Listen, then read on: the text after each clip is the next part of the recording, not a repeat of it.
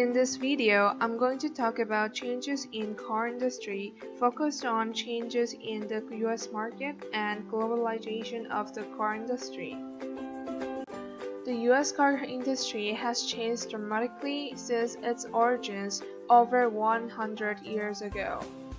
Before the 1950s, manufacturers from the US were the unrivaled leaders in their home car market. GM, Ford, and Chrysler, who were the big three, had a lot of success. By 1965, Europe and Japan had entered the car industry with a small share of the US car market. From 1965, Japan's car sales in the US increased significantly and by 1985 had taken a 1/5 share of the market.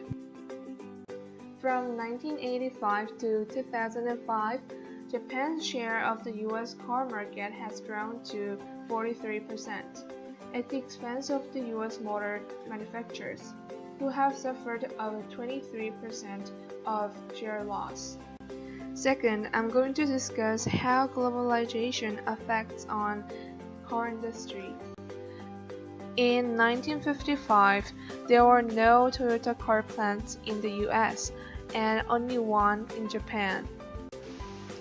By 1975, Toyota had opened car plants in the new markets of South America, Europe, Indonesia, and South Africa, but had not opened the US market.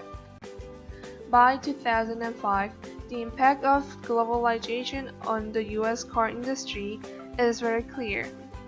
Toyota is growing at the expense of GM, and then there is a particular striking cluster of Toyota plants in the northeast of the United States.